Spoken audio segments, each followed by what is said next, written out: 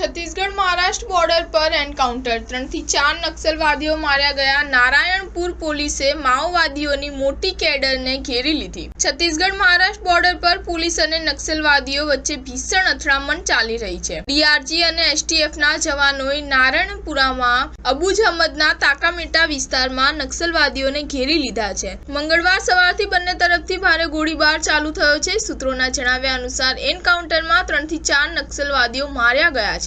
નારાયણપુરના SP પ્રભાત કુમારે એનકાઉન્ટરની પુષ્ટિ કરી છે। પોલીસને માહિતી મળી હતી કે છત્તીસગઢ અને મહારાષ્ટ્ર બોર્ડરના તાકામેટા વિસ્તારમાં મોટી સંખ્યામાં નક્સલવાદીઓ હાજર છે। આ માહિતીના આધારે સૈનિકોએ સોમવારે મોડી રાત્રે સર્ચ ઓપરેશન માટે રવાના થયા હતા। મંગળવારે સવારે જ્યારે સૈનિકો આ વિસ્તારમાં પહોંચ્યા તો નક્સલવાદીઓએ તેમને જોતા તેમના પર ગોળીબાર કરી દીધો હતો। આ પછી જવાનોએ પણ નક્સલીઓની ગોળીઓનો જવાબ આપ્યો। સૂત્રોના જણાવ્યા પ્રમાણે અહીં નક્સલવાદીઓ મોટા કેડર હાજર છે। કહેવામાં આવી રહ્યું છે કે જવાનોએ નક્સલવાદીઓને ઘેરી લીધા છે। પ્રાથમિક માહિતી મુજબ 3 થી 4 નક્સલવાદીઓ માર્યા ગયા છે। જોકે નારાયણપુરાના એસપી પ્રભાત કુમારે હજુ સુધી માર્યા ગયેલા નક્સલવાદીઓની સંખ્યાનો ખુલાસો કર્યો નથી। તેમણે કહ્યું કે ઓપરેશન ચાલી રહ્યું છે। ટૂંક સમયમાં સંપૂર્ણ માહિતી આપવામાં આવશે। સ્ટાર ન્યૂઝ 7 હંમેશા સચ્ચાઈની સાથે।